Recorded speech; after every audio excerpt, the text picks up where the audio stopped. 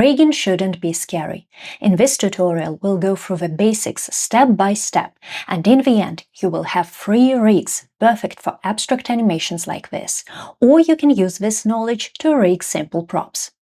First, a small but very important adjustment. We are going to jump between different modes a lot, so go to Edit, Preferences, and in the key map, enable Tab for Pie menu and Pie menu on drag.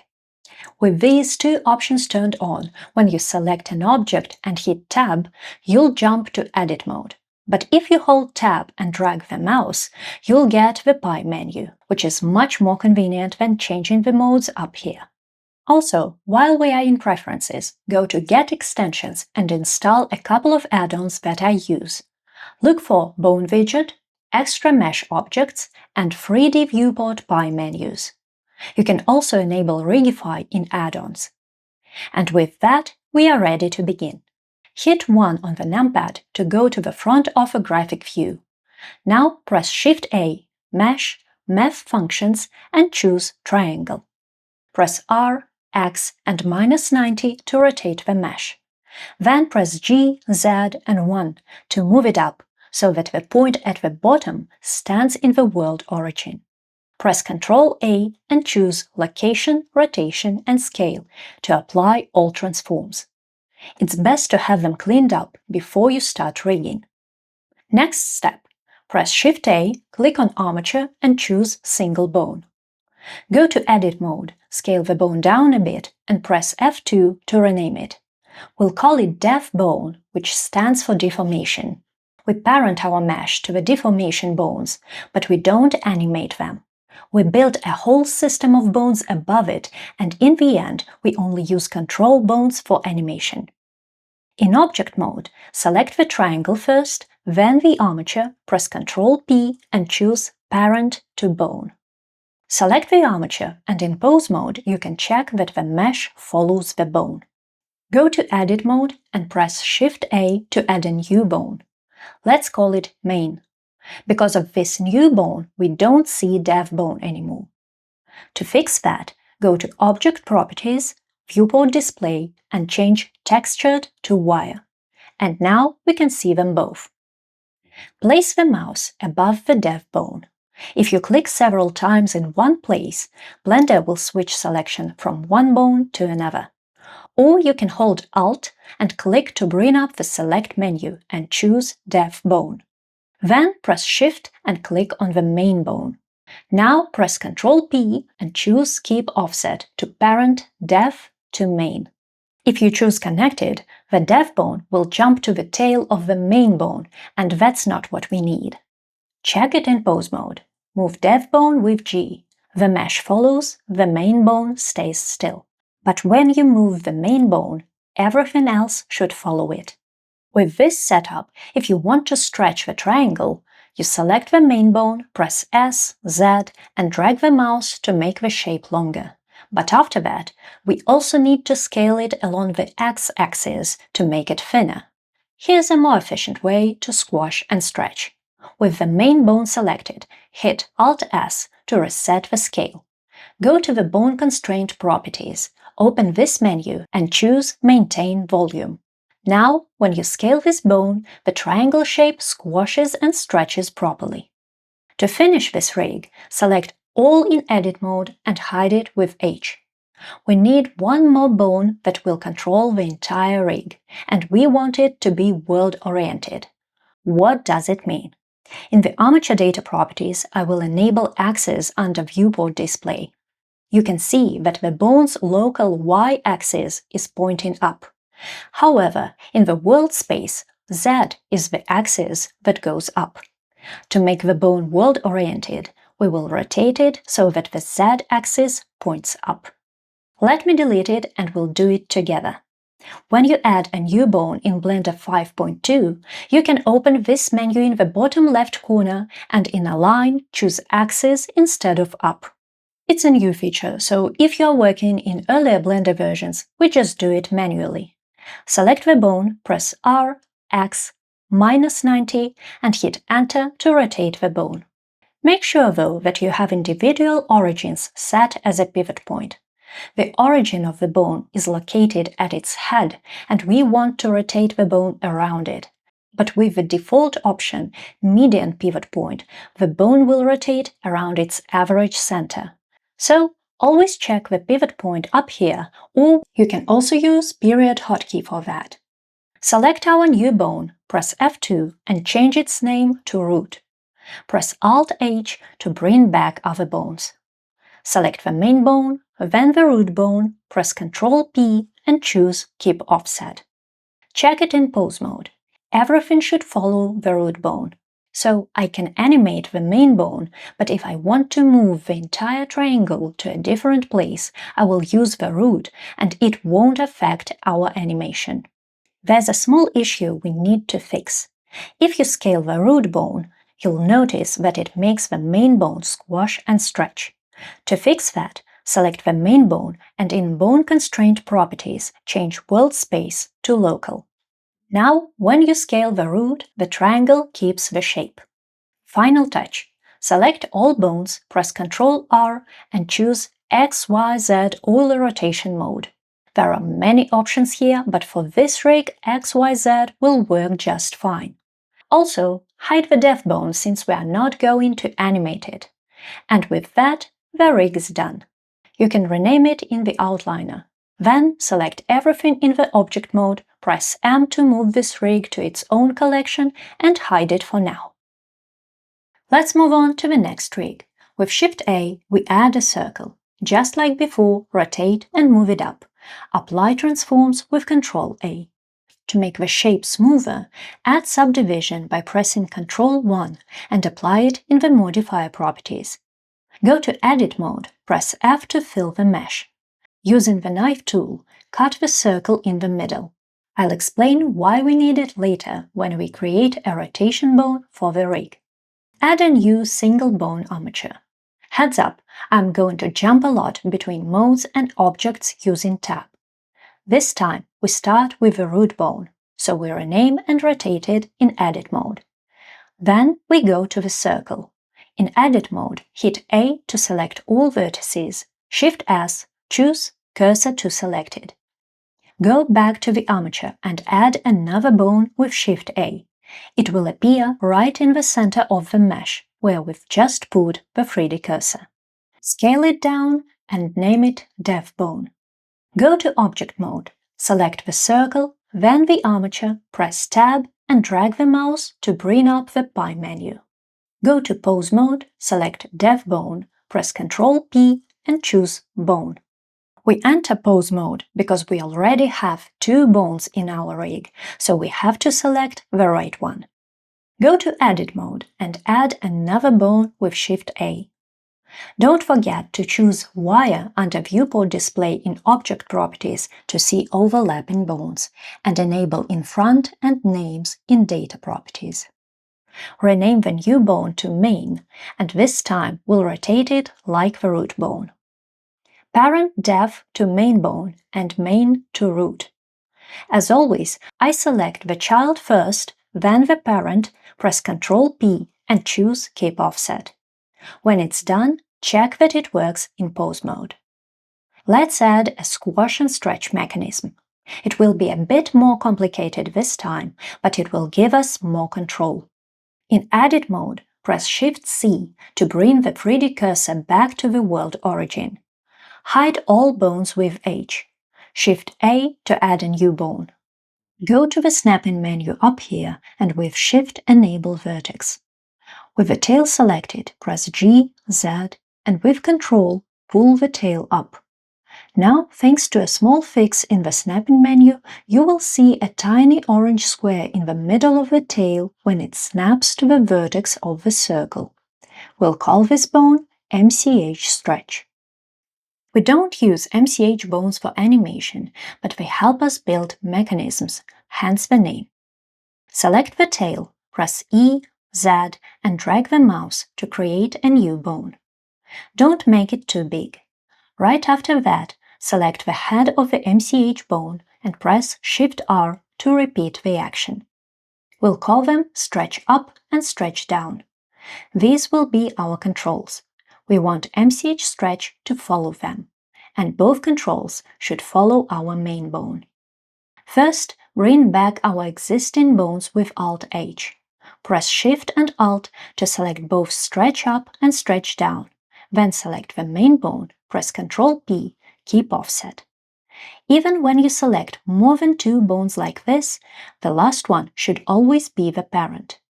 Check it in pose mode. Both stretch controls should follow the main bone. Time to deal with the MCH bone. We want its head to follow the stretch down bone, so we select MCH stretch first and parent it to stretch down. But each bone can have only one parent. That's why, to make the tail follow the stretch up control, we go to pose mode to add a constraint. We can do it in the bone constraint properties, but let's try it with the hotkey this time. Select the stretch up first, then the MCH stretch, press Ctrl-Shift-C and choose Stretch 2. With that, the squash and stretch mechanism is done. When you move these controls, the head and tail of the MCH bone follow them. The mesh doesn't follow though. That's because the dev bone is still parented to the main bone. To fix that, we should parent dev to the MCH stretch in edit mode. We still have one more bone to add, but before that, our rig needs a beauty makeover. First, we'll create some bone collections in Object Data Properties. Here, we already have the default collection. You can create and delete collections with plus and minus buttons on the right. Since we are not going to use dev and MCH bones for animation, we want to hide them in their own folders. Create 2 collections, press F2 or just click twice to change the name. We'll call them dev and MCH. Select the dev bone. You can remove it from bones and assign it to dev in the Properties editor. Or you can use the M hotkey to move dev and MCH stretch to their own collections and hit the eye icons to hide them both. You could animate the rest of the bones as they are, but it's much nicer when they have different colors and custom shapes. On the right, in the sidebar that you can toggle with the N hotkey, find the Rigging tab of the Bone Widget add-on that we installed in the very beginning. Go to Pose mode and select the main bone. In this list, you can choose any shape you like. I will go with a plane and click on Create. Hit Edit Widget button to adjust the shape, and when it's done, go back to Bone. You can set the color right here, or you can do it in the viewport display of the bone properties. If you want several bones to have the same color, select them, choose the color, and hit this button with 2 arrows to copy the color to all selected bones. I want the root bone to use the same shape as the main bone. When we created the first widget, the add-on created this folder in the outliner. I will call this shape Widget Plane. Then we select the root bone, go to Bone Properties, Viewport Display, and in Custom Object, choose Widget Plane. With clear naming like this, it's much easier to reuse existing shapes for other controls. Since we are not going to use the root as much as the main bone, I want to make it smaller. If I go to Edit Widget, it will affect both controls. So we scale it down right here in the custom shape. Just to be clear, it won't affect the bone, only the shape of the control. For the Stretch Up bone, I will create a new Sphere widget. Rename it to Widget Sphere in the outliner and reuse it for the Stretch Down. Have you noticed how Stretch Down and root controls look thinner than Main and Stretch Up? That's because the default wire width is 1, but when you use the Bone Widget add-on, it changes it to 2. To make the controls have the same thickness, select them all, but make sure the last one you select has the right width, like the main bone. Now right-click on 2 and choose Copy to Selected to apply this value to the selected controls. By the way, I didn't do this for the triangle rig just because there weren't that many bones there, but now you can go back and do it all. We are 1 bone away from the finish line, but first we need to fix the mesh. Select it in Object mode. create two materials and assign two different colors to the top and bottom parts of the circle in edit mode. And this is why we have cut our mesh in the very beginning. Go back to the armature. Now, when I rotate the main control, you see the mesh rotating, which is not that obvious with just one color. But I want to add a special bone just for rotation. Go to Edit mode, select the head of the main bone, press Shift-S and choose Cursor to Selected. Add a new bone in the default bones collection and name it Rotation. With this bone selected, press Shift-H to hide everything else except this one. Make Def and MCH collection visible again. Let's parent Def bone to Rotation, and then parent Rotation to MCH Stretch. Check that it works in pose mode. We can spin as much as we want with the rotation bone. When we move stretch controls, the rotation bone follows them. And they all follow the main control, which follows the root. If you want your circle to have one color, you don't need to create this extra rotation bone. I'm just trying to show you more options. Create a custom shape for rotation control using Roll 1 in the Bone widget menu, and give it a new color. Select all bones, press Ctrl-R and choose XYZ Euler rotation mode. And that's it. If you want to rig a sphere instead of a circle, to see the bones through the mesh, select the armature, go to Object Data Properties and enable In Front in the viewport display. Then you can simply parent the mesh to the Def bone, and your ball rig is done. Moving on to the third rig. This time we add a plane. Rotate, move it up, apply transforms. As we keep doing the same things, I stop repeating all the hotkeys every time. I hope it's okay, but you can always jump back to rewatch some topics. The base is the same. We add a root bone in the bottom, a main bone in the middle, and rotate them both, while the rotation bone is pointing up. Don't forget to choose Wire under Viewport Display in Object Properties to see overlapping bones, and enable In Front and Names in Data Properties. Rotation is parented to main, and main is parented to root. Hide them in their default collection and create a new one called Def to add some deformation bones. This time we'll have more than one. I will add a bone for each vertex because I want to play with the shape of my square. Select the mesh, go to Edit mode, select a vertex in the bottom left corner and snap the cursor to it. Go to the armature and add a new bone. Do the same for each vertex. When it's done, select the bones and scale them down.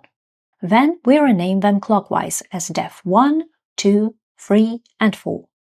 Select them all again. Press Shift-D to duplicate and make the new bones a bit bigger. These will be our controls that the Def bones will follow. To rename the copies all together, press Ctrl F2. Choose Bones instead of Objects. We want to find Def and replace it with Control. Then find .001 and replace it with nothing. It will be easier to parent Def bones to controls after we give them custom shapes. In Pose mode, in Bone Properties, start typing Widget in Custom Objects. Place the cursor above Widget sphere and hit Alt-Enter to assign this shape to selected controls. Also, set wire width to 2 and give them all the same color. Now, instead of painfully selecting overlapping bones in Edit mode, we do it in Pose mode. Select Def bone, then the controller, tab to jump into Edit mode and parent with Ctrl-P. Repeat the same for all of them. Since we created these controls by duplicating Def bones, they are assigned to the same Def collection. To fix that, select one controller, press Shift-G and choose Color. This way, Blender selects bones that have the same color. Press M, move controllers to the default bones collection and hit the eye icon to make all bones visible again. Finally, parent our new controls to the rotation bone. Now I want to make a mistake for the sake of demonstration, so do not repeat after me. In Object mode, I select the mesh, then the armature, press Ctrl P and choose with empty groups.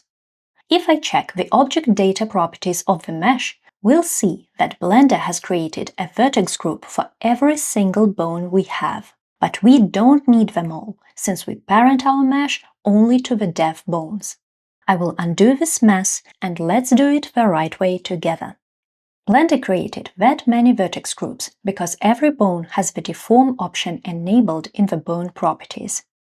We want to turn it off for all the bones except deformation. To do that, hide the dev collection and select just the controls. Press Shift-W, Deform, open this menu in the bottom left corner and choose Disable. Or you can just place the cursor above the checkbox and hit Alt-Enter.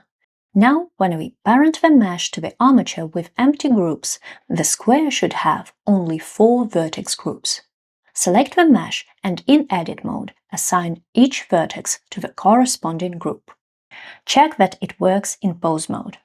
Just to be clear, I'm rigging the square this way because I want to have extra control over each vertex for this particular animation. But also, I want to show you that there are several ways to rig even simple shapes. In my rabbit shot, I used these controls to squash and stretch the mesh. With 4 controls, I could move each vertex individually. But you could select the main control and in Bone Constraints add Maintain Volume with Local Space, just like we did for the triangle rig. Only this time, I will choose Z-axis in the Constraints. And I want the shape to stay on the ground for squash and stretch, so I will move the main bone to the bottom. Just bring the cursor to the world origin and snap main to it in Edit mode. This way, you have an alternative for squash and stretch animation. There's one more mechanism I want to show you. What if we need to rotate the mesh around these corners? To do that, I could snap the cursor to Ctrl 4, choose the 3D cursor as a pivot point, and rotate the main control around it. That could work, but it will be much easier to rock the shape from side to side if we properly rig it. In Edit mode, hide all except Controls 1 and 4. Select the head of Ctrl 1, snap the cursor to selected and add a new bone. Press R, Y, and 90 to rotate it and scale it with Ctrl until the tail snaps to the Ctrl 4 bone. Hit Shift-D and Enter to duplicate the bone. Then use Alt-F to flip it. Bring back all the other bones with Alt-H. Since these new bones will also be rotation bones, rename this old one to Rotation Middle. Our new bones will be MCH Rotation 1 and MCH Rotation 2. Now we just have to connect the links in one chain. Parent middle to Rotation 2, then Rotation 2 to Rotation 1, and Rotation 1 should follow main. Check that this order works in pose mode. Finally, let's create a control that both MCH rotation bones will follow. Add a new bone at the world origin. Call it Roll and parent it to the main bone. Before we start adding constraints, we need to check something important. In the Object Data Properties, enable Axis. Note how the Z-axis of the Rotation 2 bone points in the opposite direction compared to the Rotation 1 and Roll bones. This little thing will mess up the work of the constraints, so select Rotation 2, press Ctrl R and type 180 to fix the bone roll. In pose mode, select Roll, then Rotation 1, and with Ctrl-Shift-C, add Copy Rotation. In both Target and Owner, choose Local Space. And here, we only need the Z-axis. That's why it was so important to check it. Since all Z-axes point in the same direction, when you rotate the roll bone, the MCH bone goes the same way. But I want the Rotation 1 bone to stop rotating when the bottom of the mesh hits the ground. So again, I select Roll and Rotation 1 and add Limit Rotation Constraint. We enable Z rotation, choose Local Space and set the limit from 0 to 90, because these are the numbers I see in Transform when I actually rotate the roll control to the left. The rotation 2 will have almost the same settings. Select rotation 2, then rotation 1, and in the bone constraint properties, go to this little arrow in copy rotation and choose Copy to Selected. Another way is to copy using a pie menu. Press Ctrl-C and drag the mouse. Go to Copy Constraints and this time choose Limit Rotation. After that, the only thing we need to fix for rotation 2 is to change the limit. Since the Z number is getting smaller when I rotate the roll to the right, we set the limit from -90 to 0. Now, if you check the roll, the mesh should rock from one side to another. To clean it up, select our new bones and disable Deform. Select all bones, press Ctrl-R and choose XYZ Euler rotation mode. After that, hide MCH bones in their own collection and assign custom shapes and colors for the controls. And that's it. If you followed along, you have 3 rigs ready for animation. Now you can animate the bouncing ball using your own rig. Or you can play with all these shapes and create abstract animations like I did in my Keyframes 1950 video. Let me know in the comments if you have any questions, check out my other Blender tutorials, and I'll see you soon. Bye!